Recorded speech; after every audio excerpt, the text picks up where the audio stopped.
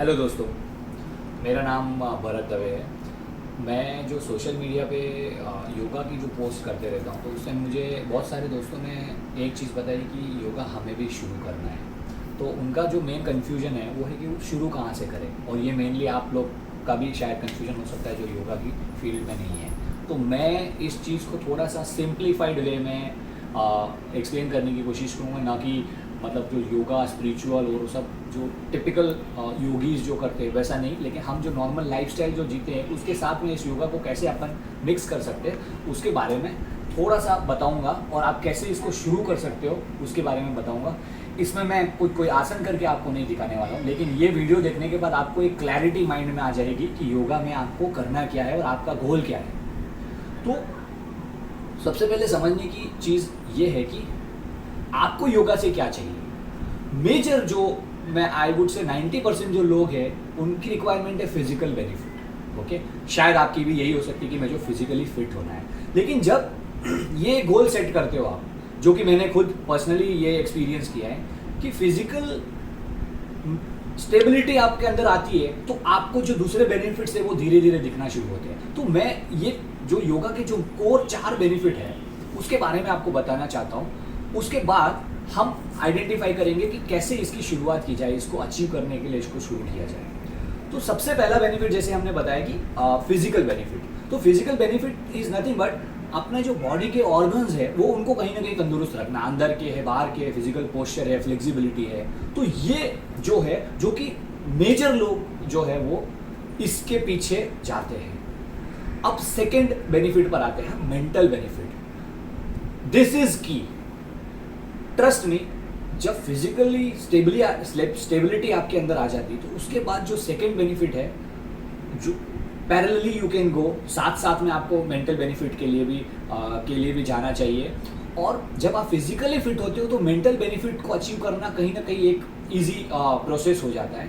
तो mental benefit है क्या? Mental benefit is nothing but ये जो थॉट्स हमारे अंदर आती है अननेसेसरी, जो दिन भर कुछ ना कुछ हम सोचते रहते हैं, तो उसके ऊपर कहीं ना कहीं काबू पाना, which is very important. Because जब थॉट्स आपके अंदर, अनवांटेड थॉट्स आपके अंदर जाना शुरू होगी तो शायद जो आपका माइंड है उस तरफ काम करेगा और वैसे ही रिएक्ट करेगा। तो mental benefit is nothing but जो थॉट्स आपके अंदर जा रही है। तो हम थर्ड बेनिफिट पे आते हैं, वो है इमोशनल बेनिफिट। तो ये मेंटल बेनिफिट पे ही कहीं ना कहीं इससे कनेक्टेड है। जब आपके अंदर थॉट्स जाती है और वो प्रोसेस जो होती है ना थॉट्स, वो कुछ ना कुछ वो प्रोडक्ट बना के बाहर निकालती है। जैसे डिप्रेशन हो गया, एंग्जाइटी हो गया। आप कोरोना के टाइम में जो अननेसेसरी न्यूज़ के थ्रू आपके दिमाग में इंफॉर्मेशन कोरोना से रिलेटेड जा रही है, बाहर क्या निकल रहा है? डर बाहर निकल रहा है, एंग्जाइटी की मुझे कहीं कोरोना तो नहीं हो गया। तो वो है इमोशनल बेनिफिट। तो आप इमोशनली कहीं ना कहीं कनेक्ट होते हो। अगर आप इतने प्रबल हो जाते हो कि ये जो थॉट्स है वो कहीं ना कहीं अपने को कंट्रोल करके जो लिमिटेड इंफॉर्मेशन है वही जानी चाहिए, जो इंपॉर्टेंट इंफॉर्मेशन है वही जानी चाहिए, और जब प्रोसेस में जो बाहर निकलता है तो वो फियर नहीं निकलता। सो इमोशनली आप स्टेबल कहीं ना कहीं होते हो। तो ये हो गया थर्ड बेनिफिट। फोर्थ बेनिफिट है जो कि स्पिरिचुअलाइजेशन।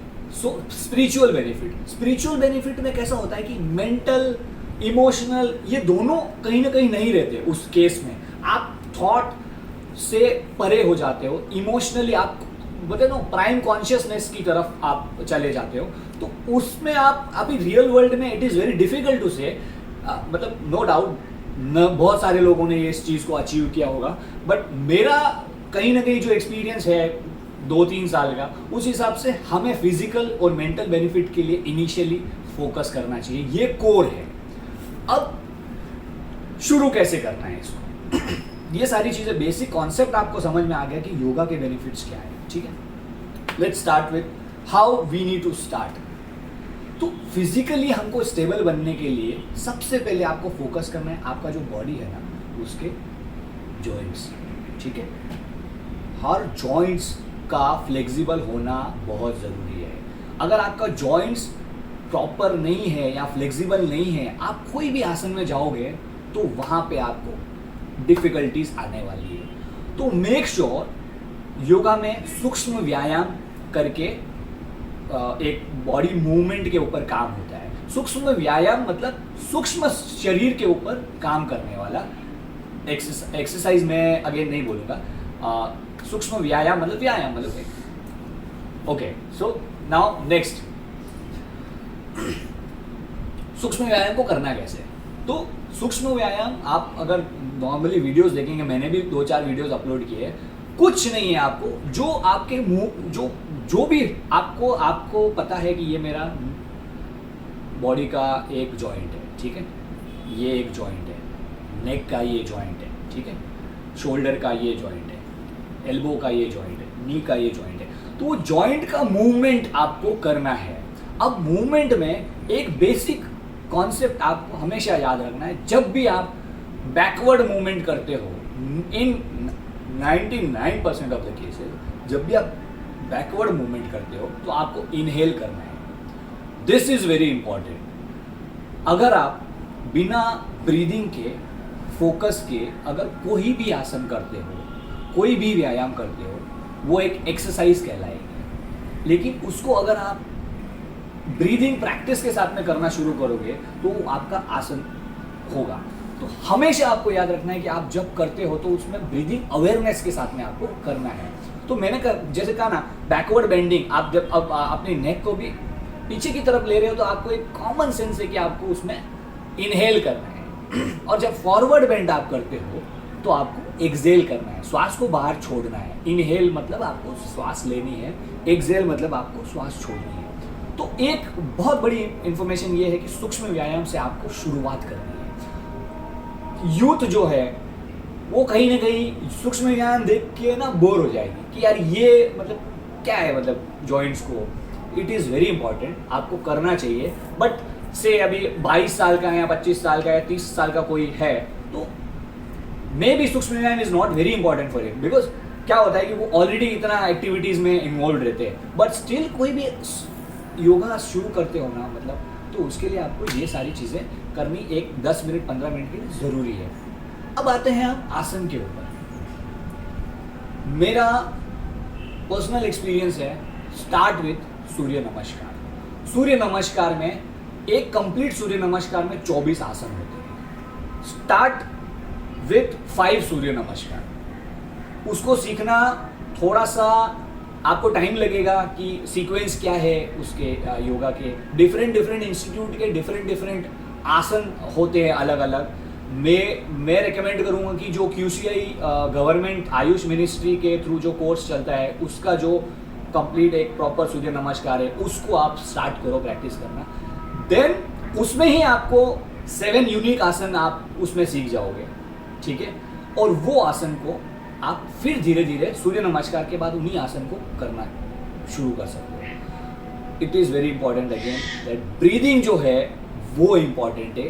हर एक सूर्य नमस्कार के स्टेप में आपको इनहेल एक्सहेल होल्ड के बारे में बताया जाएगा, वो आप भूले नहीं। उसके बगैर आप अगर सूर्य नमस्कार भी कर रहे हो तो वो एक प्रैक्टिस एक्सरसाइज हो जाएगी। Second important thing, very important thing I would say, जब कोई भी आप आसन करने जाते हो तो आप ब्रीदिंग के साथ में कर ही रहे हो।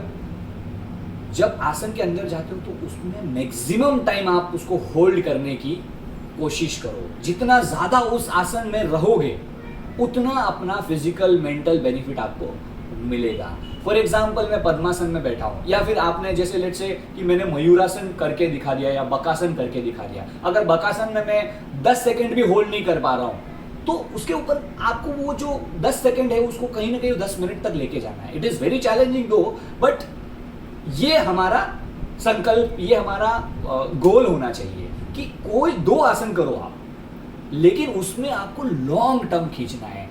ये सबसे बड़ी समस्या आज की जनरेशन में मैंने देखी है। कैसे? मुझे पूछते हैं कि अब मैं क्या करूं, तो मैं उनको कुछ सेट ऑफ 2-3 आसन उनको बता दूं, ये आप इसके ऊपर फोकस करो। वो क्या कहेंगे, ओके 4 दिन के बाद वो बोलेंगे कि अरे ये तो हो गया, अभी क्या करूं।